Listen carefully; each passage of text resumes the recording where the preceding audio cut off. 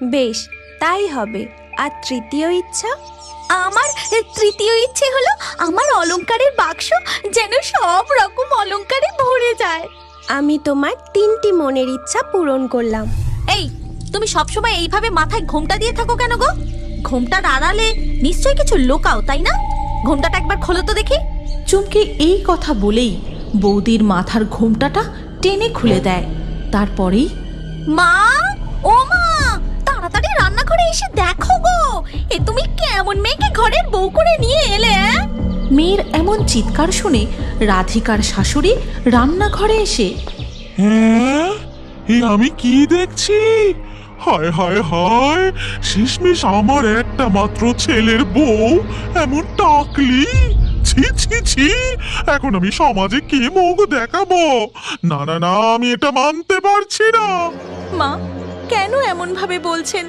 আমি আমার চুলের জন্য অনেক চিকিৎসা করিয়েছি, অনেক রকম তেল জড়িবুটি সব মাথায় লাগিয়েছি, কিন্তু কোনো লাভ হয়নি।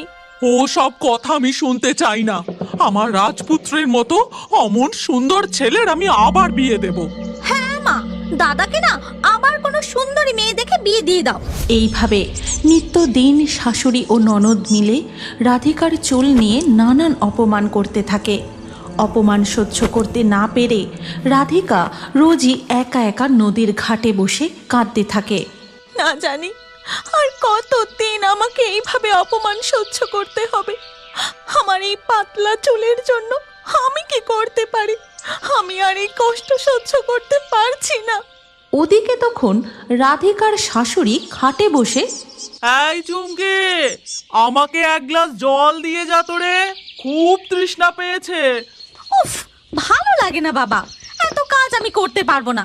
এদিকে ফাঁকিবাজ বৌদিটাও যে কোথায় গেল কে জানে। দাঁড়াও, আমি জল নিয়ে আসছি। এই কথা বলে চুমকি ঘর থেকে বেরিয়ে কুয়োর কাছে যায় আর বলে, কুয়ো থেকে জল ভর্তি ভারী বালতি আমি তুলতে পারবো না, ওই বৌদিকে দিয়েই তোলাবো। তারপর আমি জলটা নিয়ে গিয়ে মাকে দেব। এখন ফাঁকিবাজ বৌদিটা কোথায় গেল আগে সেটা দেখি। ওদিকে রাধিকা তখনও নদীর ঘাটে বসে মন খারাপ করে ফুপিয়ে ফুপিয়ে কেঁদেই চলে। আর তার এই কষ্ট দেখে 3 মাথার জলপরি, আহারে, বেচারি বউটার কতই না কষ্ট। ওর চুলের জন্য প্রতিদিন তার বাড়ির লোক কতই না অপমান করে। আমার ওকে সাহায্য করা উচিত। এই কথা বলে 3 মাথার জলপরি নদীর ঘাটের দিকে রাধিকার কাছে গিয়ে বলে, রাধিকা, আমি তোমার 3টি মনের ইচ্ছা পূরণ করতে চাই। তুমি তোমার মনের ইচ্ছাগুলো আমায় বলতে পারো। কে তুমি? তোমার 3টি মাথা আর পায়ের বদলে একটি মাছের মতো লেজ রয়েছে। তুমি কি অপরূপ সুন্দর, কি মায়াবী! আমি হলাম 3 মাথাওয়ালা জাদুর জলপরি। আমি তোমাকে প্রতিদিনই এই নদীর ঘাটে কাঁদতে দেখি। আমি তোমার মনের কষ্ট আর সহ্য করতে না পেরে তোমার সামনে এসেছি। না হলে আমি কোনো মানুষকেই দেখা দিই না। নদীর ঘাটে 3 মাথাওয়ালা জলপরীর সাথে রাধিকার কথাবার্তাগুলো দূর থেকে লুকিয়ে লুকিয়ে শুনছিল রাধিকার ননদ চুমকি। এ কি, আমি এটা কি দেখছি? ওই 3 মাথার মায়াবী জলপরীর কাছ থেকে বৌদি 3টে মনের ইচ্ছের পূরণের আশীর্বাদ পাবে? না, এটা আমি কিছুতেই বৌদিকে পেতে দেব না। ইচ্ছে পূরণের আশীর্বাদ আমারই চাই। চুমকি আড়াল থেকে বেরিয়ে নদীর ঘাটের দিকে এগিয়ে যায়। রাধিকা, মনে হয় এইদিকে কেউ আসছে। আমায় এক্ষুনি চলে যেতে হবে। তুমি চিন্তা করো না, তুমি যখনই একা এই ঘাটে আসবে আমি তোমার কাছে এসে তোমার 3টি মনের ইচ্ছা পূরণ করব। আমি এখন আসছি। এই কথা বলেই 3 মাথার জাদুর জলপরি নদীর জলে ডুব দিয়ে অদৃশ্য হয়ে যায়। তারপর চুমকি নদীর ঘাটে এসে রাধিকাকে বলে, এই যে মহারানী, বাড়ির কাজগুলো কে করবে শুনি? নদীর ঘাটে বসে যে গায়ে হাওয়া লাগাচ্ছ, বাড়ি চলো, অনেক কাজ পড়ে আছে। তারপর চুমকি তার বৌদি রাধিকাকে কুয়োর কাছে নিয়ে গিয়ে জল তুলতে বলে। বৌদি কুয়ো থেকে জল তুললে চুমকি একটি গ্লাসে জল নিয়ে গিয়ে মাকে দেয়। সেই তো কখন জল আনতে গেছিস, আমার তো গলা শুকিয়ে দম বন্ধ হবার জোগাড়। ঘরে জল ছিল না, তাই কুয়ো থেকে জল তুলে তোমার জন্য নিয়ে এলাম।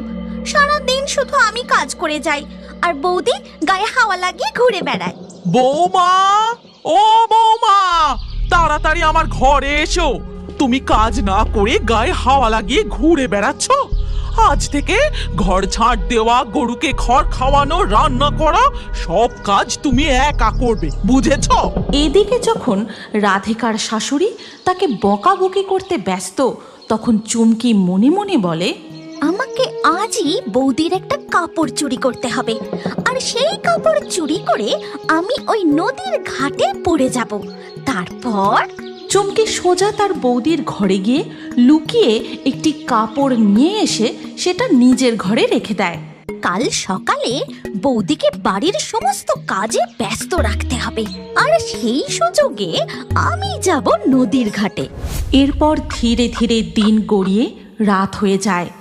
আর রাতের বেলায় যখন রাধিকা খাবার তৈরি করে রান্নাঘর থেকে বেরিয়ে তার ঘরে যায়, তখন তার ননদ লুকিয়ে রান্নাঘরে ঢুকে ভাতের থালার মধ্যে চুল মিশিয়ে দেয়। রাতের খাওয়া দাওয়ার সময় রাধিকা তার শাশুড়ি, ননদ ও স্বামীকে খেতে দেয়। তখন রাধিকার স্বামী বলে ওঠে, এ কি, ভাতের মধ্যে চুল কি করে এলো? ছি ছি, সারাদিন কাজ করে বাড়ি ফিরে একটু ভালো করে খেতেও পাবো না। এই খাবার আমি খাবো না। বলি বৌমা, তোমার চুলের সাথে সাথে কি চোখের মাথাও খেয়েছো নাকি? চোখে দেখতে পাওনি ভাতে চুল পড়েছে? এই খাবারটা আমার ছেলেকে খেতে দিলে? আমি রান্না করার সময় ভালোভাবে সব কিছু পরিষ্কার করে রান্না করেছি, কিভাবে যে খাবারে চুল এলো আমি জানি না মা। এরপর রাতের খাওয়া দাওয়া করে সবাই শুয়ে পড়ে। তার পরের দিন সকাল হতেই চুমকি তার বৌদিকে বলে, আজ তুমি সারাদিন বাড়ির কাজ করবে, কোথাও যাবে না বলে রাখছি, না হলে আজও তোমার কপালে দুঃখ আছে। এরপর চুমকি তার ঘরে গিয়ে বৌদির শাড়ি পরে লুকিয়ে লুকিয়ে সেই নদীর ঘাটে চলে যায়। তারপর এবার আমাকে শুধু বৌদির মতো দুঃখের গান প্যানাতে হবে, কিন্তু আমার মাথায় তো অনেক চুল। জলপরি যদি বুঝে যায় আমি রাধিকা নই, না না, মাথায় ভালো করে ঘোমটাটা দিয়ে মুখটাও একটু ঢেকে রাখি, তাহলে জলপরি আমাকে কোনোভাবেই চিনতে পারবে না। এরপর চুমকি ঘোমটা দিয়ে তার মাথা ও মুখ ঢেকে দুঃখের কথা বলতে থাকে। তার কথা শুনে তিন মাথার জলপরি জলের উপরে মাথা তুলে নদীর ঘাটের কাছে আসে। তোমার 3টি মনের ইচ্ছা আমাকে বলো, আজ আমি তা পূরণ করব। আমি অনেক অনেক সুন্দরী হতে চাই। বেশ, আশীর্বাদ দিলাম। দ্বিতীয় ইচ্ছা বলো।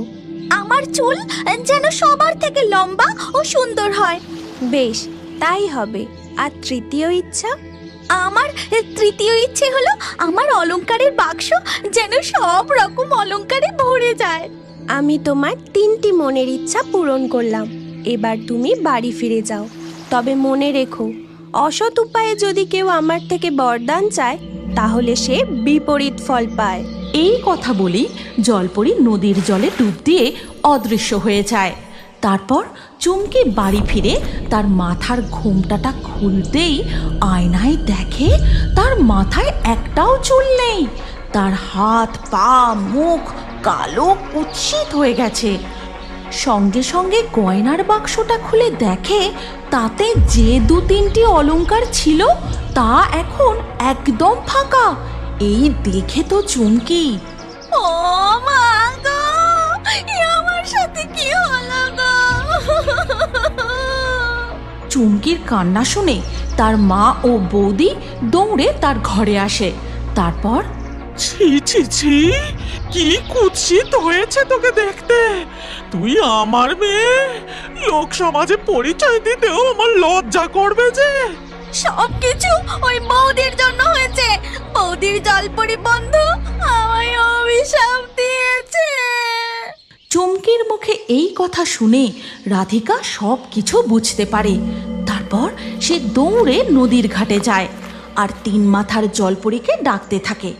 রাধিকার ডাকে জলপরি নদীর ঘাটে আসে আর বলে, আমি তোমার ননদকে উচিত শিক্ষা দেওয়ার জন্য তাকে বিপরীত ফল পাওয়ার বরদান দিয়েছি। ওকে ক্ষমা করে দাও জলপরি, ও ভুল করে এই কাজ করে ফেলেছে। কিন্তু আমি যাকে আশীর্বাদ দিই সেই আশীর্বাদ ফিরিয়ে নিতে পারি না। আজ আমি তোমাকে আশীর্বাদ দিতে চাই। তুমি তোমার মনের 3টি ইচ্ছা আমার থেকে চাও। আমার ননদের রূপ আগের মতো করে দাও জলপরি, তার মাথার চুল ফিরিয়ে দাও, আর তার হারিয়ে যাওয়া অলংকারও ফিরিয়ে দাও। বেশ, তাই হবে। কিন্তু রাধিকা, তুমি তো তোমার জন্য কিছুই চাইলে না। সবাই খুশি থাকলে আমিও খুশি, আর আমার কষ্ট আমি না হয় সয়েই নেব। আমি তোমার সততা ও ভালো মন দেখে খুবই খুশি হয়েছি, তাই আমি তোমায় নিজে থেকে আরেকটি আশীর্বাদ দিতে চাই। 3 মাথার জলপরি রাধিকাকে জাদুর আশীর্বাদ করতেই তার মাথায় লম্বা ও ঘন চুল হয়ে যায়। তারপর জলপরি নদীর জলে ডুব দিয়ে অদৃশ্য হয়ে যায়, আর রাধিকা বাড়ি ফিরে দেখে তার ননদ আবার আগের মতো স্বাভাবিক হয়ে গেছে।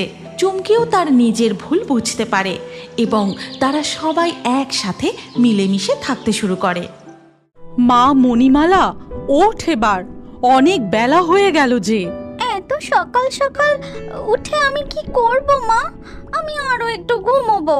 সে কি রে, ঘরের এত কাজ পড়ে রয়েছে, আমার হাতে হাতে একটু সাহায্য করতে তো পারিস।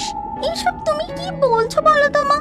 আমি ঘরের কাজ করলে আমার রূপ নষ্ট হয়ে যেতে পারে, আমার এমন সুন্দর চুলেরও ক্ষতি হতে পারে। ওসব আমি করতে পারবো না। তোর যা খুশি তাই কর, আমার আর ভালো লাগে না বাবা। এরপর মণিমালার মা রাগ করে ঘর থেকে চলে যায়। তখন মণিমালা বিছানা ছেড়ে উঠে আয়নার সামনে বসে। আমার এত রূপ, এত সুন্দর রেশমি চুল, আমাকে কি ঘরের কাজ করলে মানায়? আমার নিশ্চয়ই কোনো রাজকুমারের সাথে বিয়ে হবে, আর আমি শুধু বসে বসে দাসদাসীর সেবা খাবো। এর কিছুক্ষণ পর মণিমালা ঘর থেকে বেরিয়ে সমুদ্রে ঘুরে বেড়াচ্ছিল। তখন তাকে উত্তর রাজ্যের জলকুমার নিলয় দেখতে পায়। বাহ, ওই জলকুমারীকে তো বেশ সুন্দর দেখতে, আর কি সুন্দর রেশমি চুলের বাহার। আমি ওকেই বিবাহ করব। এই কথা বলে জলকুমার নিলয় সেখান থেকে চলে যায়। আর এর কিছুদিন পর একদিন যখন মণিমালা আবারও অনেক বেলা পর্যন্ত ঘুমিয়েছিল, তখন তার মা এসে বলে, ও মণিমালা, তাড়াতাড়ি ওঠ গো। ওফ, আমার মেয়ের কি কপাল, আমি তো ভাবতেই পারছি না। উফ, কি হয়েছে বলো তো মা? এত চেঁচামেচি করছো কেন? ওরে শোন শোন, তোর স্বপ্ন যে পূরণ হতে চলেছে। উত্তর রাজ্যের জলরাজকুমারের তোকে পছন্দ হয়েছে। সে নিজে এসেছে তার বিবাহের প্রস্তাব নিয়ে। কি বলছো গো মা? তাহলে আমি এক্ষুনি সেজে গুজে তৈরি হয়ে আসছি। তারপর মণিমালার মা চলে যায়। আর ও ঘরে যেতেই, হে কি বাবা, তুমি তো কিছুই মুখে দাওনি, একটু কিছু খাও, মণিমালা এক্ষুনি চলে আসছে। আগে মণিমালা আসুক, তাকে দেখি, তার সাথে আলাপ করি, তারপর তো খাওয়া দাওয়া। আমি তো তাকে দূর থেকে দেখেই পছন্দ করে ফেলেছি। এই কথা হতে হতেই মণিমালা সেখানে এসে উপস্থিত হয়। আয় মা মণি, আয়, এই দেখ, ইনি হলেন রাজকুমার নিলয়। এই কি, এই রাজকুমারকে কি কুৎসিত দেখতে! এর গায়ের রঙও যে একেবারে কালো। একে আমি কি করে বিয়ে করব? ছি, আমি একে কখনোই বিয়ে করতে পারবো না। ছি ছি, এত অপমান, এত অহংকার এই মেয়ের। সুন্দর দেখতে দেখে ভেবেছিলাম কতই না ভালো মেয়ে হবে, তার ঠিক উল্টো। বাইরেটা যত সুন্দর, মনটা ততই কুৎসিত। এই কথা বলে রাজকুমার নিলয় সেখান থেকে চলে যায়। এ তুই কি করলি মা?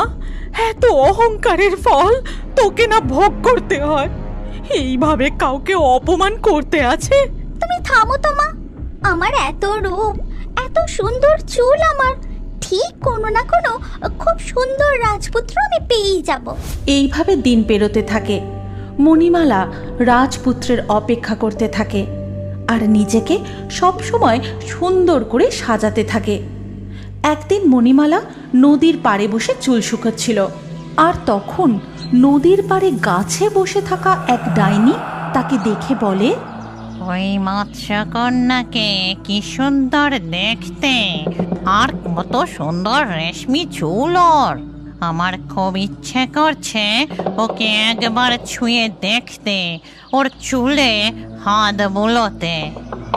এই কথা ভাবতে ভাবতে ডাইনি একটা ছোট্ট মেয়ের রূপ ধারণ করে। তারপর জলকুমারীর সামনে এসে দাঁড়ায়। জলকুমারী, জলকুমারী, তোমাকে কি সুন্দর দেখতে গো, আর কি সুন্দর চুল তোমার। আমি জানি আমায় খুব সুন্দর দেখতে, আর আমার চুলগুলো খুব সুন্দর। আমায় একটু তোমার হাতটা ধরতে দেবে গো, আর তোমার চুলগুলো একবার ছুঁতে দেবে। কিন্তু তোমার হাতে তো ময়লা লেগে রয়েছে, তুমি বরং এই নদীতে একটা ডুব দিয়ে ময়লাগুলো ধুয়ে নাও। ছোট্ট মেয়েরূপী ডাইনি সেই কথা শুনেই তক্ষুনি গিয়ে নদীতে একটা ডুব দিয়ে আসে। আমি নদীতে ডুব দিয়ে এসেছি জলকুমারী, এইবার তোমার হাতটা ধরতে দাও। আমার না ওই গাছের নীল ফুল দিয়ে সাজতে খুব ইচ্ছে করছে। আমি তো ডঙায় উঠতে পারবো না, তাই তুমি যদি আমায় ওই নীল ফুল পেড়ে দাও। আমি তো একটা ছোট্ট মেয়ে, অত উঁচু গাছ থেকে ফুল কি করে পারবো? আচ্ছা ঠিক আছে, আমি পেড়ে এনে দিচ্ছি। ইস, কি শখ! আমার হাত ধরবে, আমার চুল ছোঁবে, নিজের দিকে তাকিয়ে দেখেছে কোনোদিন? কি বিচ্ছিরি দেখতে! আমি বরং এই সময় জলে চলে যাই, ও আমায় দেখতেও পাবে না আর ছুঁতেও পারবে না। এরপরই মণিমালা জলে চলে গেল, আর ছোট্ট মেয়েরূপী ডাইনি ফুল নিয়ে ফিরে এসে চলে গেল আমায় মিথ্যে আশা দেখিয়ে, ঠকিয়ে, আমাকে দিয়ে শুধু শুধু কষ্ট করিয়ে জলে চলে গেল। এত অহংকার! এই কথা বলে ডাইনি নিজের রূপে ফিরে আসে। তারপর, অহংকারী জলপরি, আমি তোমায় অভিশাপ দিচ্ছি। তোমার ওই সুন্দর চুল, সুন্দর রূপ কিছুই থাকবে না, দেখে নিও তুমি। এর পরের দিন সকালবেলা ঘুম থেকে উঠতেই মণিমালা চিৎকার শুরু করে দেয়। মা, কি হলো আমার? মা, বাঁচাও মা, আমাকে মা, বাঁচাও! মণিমালার চিৎকার শুনে মা ঘরে ঢুকে বলে, কি হলো কি? এত চেঁচাচ্ছিস কেন? দেখো মা, আমার সমস্ত চুল বিছানায় ছড়ে পড়েছে, আর এই দেখো আমার হাতে কি সমস্ত চাকা চাকা দাগ হয়ে গেছে।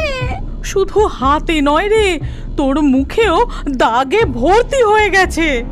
কি করে হলো মা? এবার আমার কি হবে? চিন্তা করিস না, চল আমরা জলদেবতার কাছে যাই, উনি নিশ্চয়ই কোনো না কোনো ওষুধ বলে দেবেন। এরপর তারা দুজনে মিলে জলদেবতার কাছে যায় ও তার কাছে গিয়ে তাকে পুরো ঘটনাটা খুলে বলে। আর সমস্ত কিছু শুনে জলদেব বলেন,